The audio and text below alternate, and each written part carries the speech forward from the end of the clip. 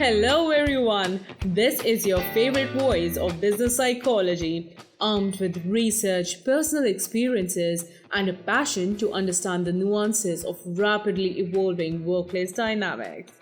I am your host, Kritika Kashyap, a management psychologist. Have you ever found yourself lost in a sea of emojis, trying to decipher a message that might as well be hieroglyphics? Or been that person on a Zoom call quietly wishing for a real life handshake instead of an awkward virtual nod? Welcome to the crossroad of generational communication in today's workplace. In this episode, we are diving into the world of Gen Z, the generation coming of the age in a time of unparalleled digital growth and global challenges. We'll explore their journey, their struggles, and the incredible potential they bring to the table. So, whether you are a seasoned professional reminiscing about the days of machines or Gen Z navigating your first virtual internship, there's something in this story for you. Let's embark on this journey together and bridge the digital divide.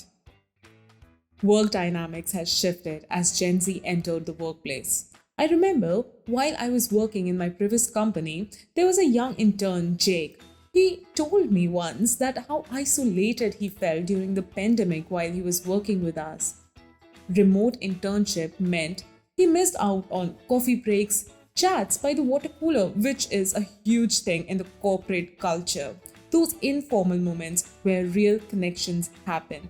He often felt like a fish out of water navigating remote work tools. In today's digital age, 20 hours of our 40-hour work week are spent on digital communication platforms on an average.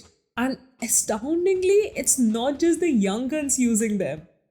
A study from Forbes suggested that responded aged 43 to 58 had the highest preference of GIFs. Yeah, you heard it right. Crazy, isn't it?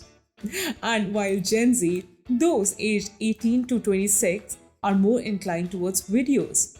The pang of separation, the Zoom fatigue, the longing of genuine human connection. We have all felt it, happy. Now, another topic, speaking of education, Gartner's statistics, which pointed out 46% of Gen Z employees felt the pandemic hampered their education and career pursuits. It's alarming. Many had to defer their studies, some missed graduation ceremonies and internships. I know of a lot of people, often a stepping stone into their professional realm, turned remote or were cancelled altogether. The traditional campus to corporate bridge was essentially broken. Now, let's ponder on this. While the entire world was grappling with the impacts of COVID-19, Gen Z was hit hard. Picture this, a generation that was about to spread its wings and embark a new phase of life suddenly grounded. The transition from college to professional world, which is usually marked by eager networking events, job fairs, internships, and those nerve-wracking first date jitters, was suddenly reduced to pixelated Zoom calls and virtual onboarding. And then comes the development of soft skills. Now, you may wonder, aren't digital natives adapt to online networking?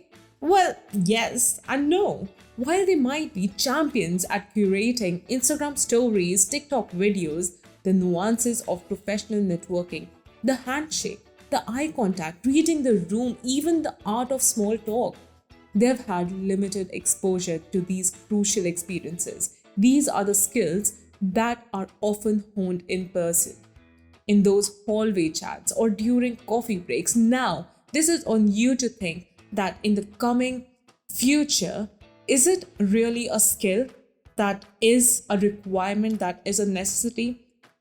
Do let me know either in the comment section or reach me out directly on LinkedIn. So, soft skills aren't just about networking. Think about public speaking. It's different when you're addressing a room full of people versus speaking to a screen. Negotiating. Ever heard of haggling over email or chat? It's not quite the same as being in a room, gauging reactions, and adjusting your approach accordingly. You know what I'm talking about, right? Moreover, there's this misconception floating around that Gen Z might be lagging in technical prose. It's like everybody assumes that if you grew up with swiping tablets, you might not know the ins and outs of the digital tools at work. But, surprise, surprise, Salesforce, a name we well recognize, has thrown a statistic. A whole 32% of Gen Zers believe they are well equipped with the resources to ace the digital game. So, the tech apprehension? It's more a myth than reality. However, again, the actual challenge lies in the soft skills. Yes, those often overlooked skills that define our interactions, our leadership, our collaboration.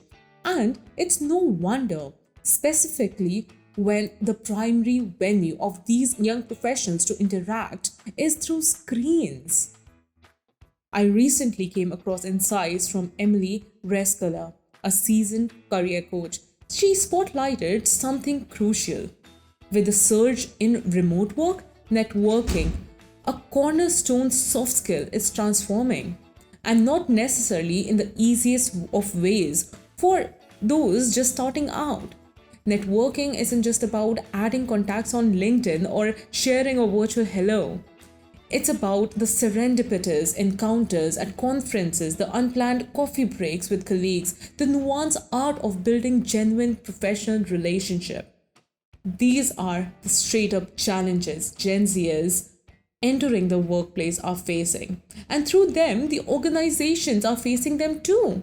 Now, let's talk what we can actually do. Imagine. Imagine a platform where our tech savvy Gen Z can seamlessly use videos while our more mature colleagues share their wisdom, those invaluable face to face interaction. And to make these transitions smoother, let's conduct workshops where each of us share our communication preferences and learn from one another. After all, nothing beats the magic of in person connection. So, why not schedule regular team meetups or outings? Now, while Gen Z's bursting with potential, there is a need to hone some soft skills.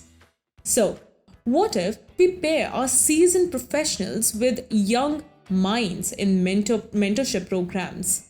These sessions can focus on things like public speakings or networking. Imagine interactive workshops that mimic real world situations where they get to practice these skills in a safe and supportive environment. And to top it off, constructive feedback mechanism. It can offer Gen Z a clearer picture of their progress and areas of growth. This is crucial. As for our incredible managers, who are the backbones of our team, it's time to think of them as resilience builders. Instead of them always being on the front lines of change, let's empower them to guide their teams on how to adapt and navigate through these changes. In doing so, they can draw from the unique talents of Gen Z. In fact, in my upcoming episodes, I am inviting a senior manager who would dive deep into how managers can help Gen Z be the best version, how they can be a mentor to them. Like, recognize the photographer in the Gen Z, the podcaster, the tech enthusiast in them, and see how those talents can be contributed to the projects that the organizations are working on. And lastly, as we look towards the future, it's time we redefine professionalism. Instead of fixating on credentials, let's focus on ability to perform. Because, as I already mentioned, Gen Zs have suffered in their education. All of us can benefit from regular training sessions. It can be in communication or networking or whatever is the need of the hour.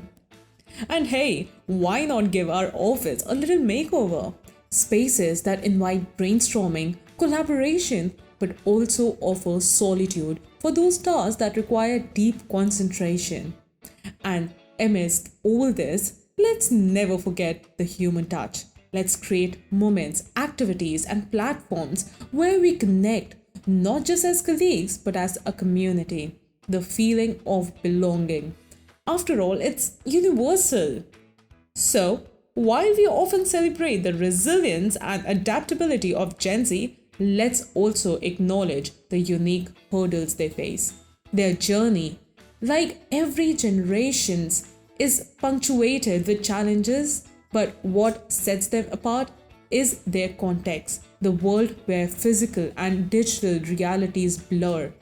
Global issues take center stage. The traditional milestones are disrupted.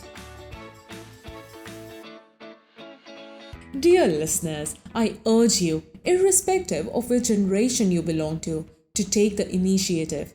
If you are an older generation, reach out to your younger colleagues, understand their world.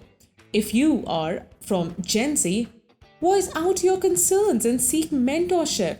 Let's foster a workspace where every generation thrives. As we wrap up, remember that communication is the bedrock of any great organization. In the face of challenges, it's our ability to adapt, understand, and support each other. Let's cherish our differences and harness the strength of diversity. Before we sign off, here is a challenge for you. In the next week, strike up a conversation with someone from a different generation at work. Share your experiences and learn from theirs. You might be surprised at the richness of perspectives you encounter. Until next time, keep communicating, keep connecting. It's simple and it's that rewarding. This is your host, Kritika Kashyap signing off. Stay curious, my friends.